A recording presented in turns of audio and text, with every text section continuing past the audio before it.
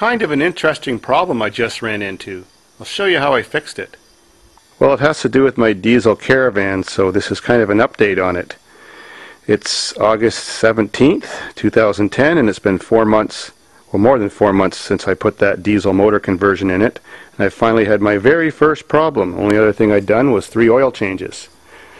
Well, this problem was it had a bad alternator, so I just got done swapping it out and ran into a unique problem, although the new alternator works great. There's that little VW diesel stuffed in there.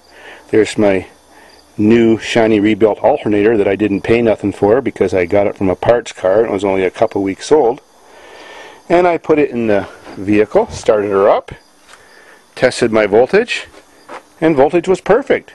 So I hopped in my vehicle and drove home from the farm and noticed a light bit of rain on the windshield the other day. My wipers didn't work. What the hell did that have to do with that? Well, if you remember a video I made a while back about how alternators work, well, they all work basically the same way, and they all have an extra lead on them, which is just a small positive lead. It's called the exciter wire. When you turn your key on and power up your vehicle, voltage goes to this small wire on your alternator, not the output wire, which is the big one, and it excites the magnet or electromagnet for just a second, so it starts producing electricity. So in my alternator, that's the one, and this is the big one that goes to the battery to charge it. So it follows around, and right now it's unconnected. I'll show you why.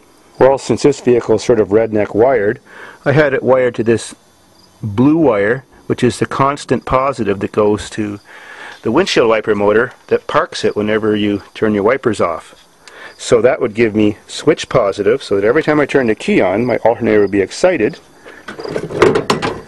And that worked fine. That was here on this alternator. But now for some reason, it blew my wiper fuse. Every time I put one in, but not when the car was turned off. The wipers work great. Start the car, the wiper fuse would blow, but every time I start the car after changing that fuse, the alternator still worked perfect. Great voltage reading, 13.79. So every time I started the vehicle, it sent a quick pulse of 12 volts to the alternator, which excited it, and then it just kept working, but then the circuit would blow, and the wipers wouldn't work because the fuse would be blown. But you don't need any more power once it's excited, so it would just keep working as long as you drove the vehicle. Then next time you go to start it, you have, of course, no wipers, and it's discharging. So then I took that exciter wire and touched it to the positive with the vehicle turned off, and like it's doing now, it just makes a tiny spark, which is normal. But when I started the vehicle, and I touch it here, it makes a huge spark, and the wire gets very hot very quick. You have to let go of it. So I measured the voltage. It's like there was power coming out of here, and it measured 6.38 volts.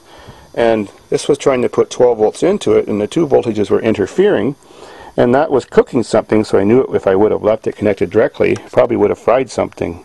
I changed the fuse for the wipers, and then they just kept working so long as the exciter wire wasn't connected there.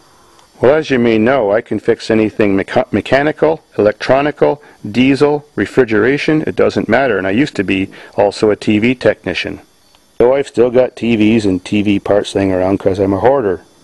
So I thought maybe if I pull a power supply diode out and hook that to my circuit, it wouldn't cause the two voltages to interfere because a diode only allows electricity to flow one way, but that didn't work. The one way, when you biased it, it didn't allow enough voltage through to excite the alternator. When you flipped it over, because they work like one-way valves, it worked just like a piece of wire and allowed all the power to go through, and it immediately got so hot it burned it out. Screw that. So then I took out a 1000 ohm resistor and put that in the circuit to the positive. Well, that didn't allow enough voltage through, so it didn't fire up the alternator. So then I took out another resistor from the power supply area, which is 10 ohms, tried that. Well, that seemed to make everything work, but the resistor sure got hot after running for a while, so I knew that wouldn't last long. Well, there's another kind of resistor that was right in that circuit right there. It's called a thermistor.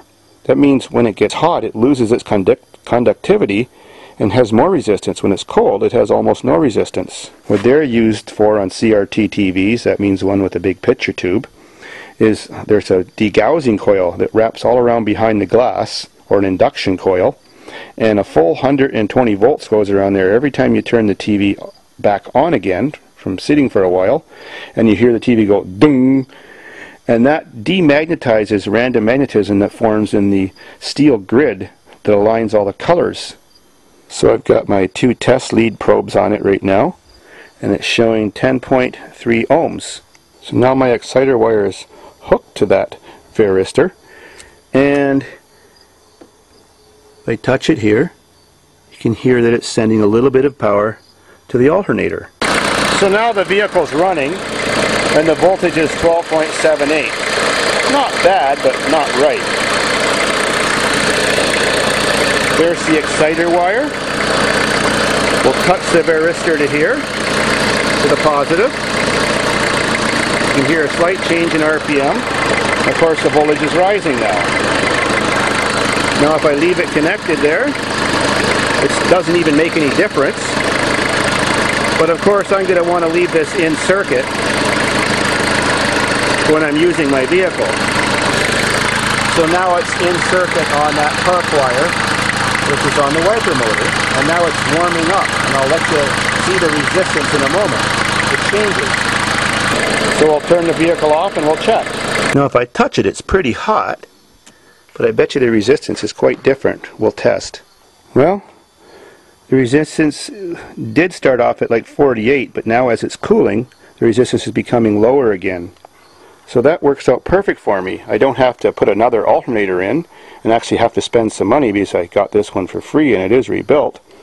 So every time I start the vehicle, I get the full 12 volt pulse, or almost that, to the alternator, and it fires it right up. And then it immediately starts to heat up, and the resistance actually, when I tested it earlier, gets up to 90 ohms resistance. So now it's no longer shorting anything out, which won't damage the alternator, won't blow any fuses, and I can leave it connected to my park system for the wipers, and everything's back to normal. Sweet. So now I'll just leave it connected forever, and problem solved. And if you wonder why that wire's gray and that wire's blue, well, there is a little splice in between. It was so cheap I didn't want to buy a new piece of wire, so I just used a used piece off a washing machine, but it wasn't long enough, so I used another used piece. So we're all set now. A couple pieces of washing machine wire, part of a TV, a defective alternator that has good output, and we're back in business. Off to the beer store. Talk to you later.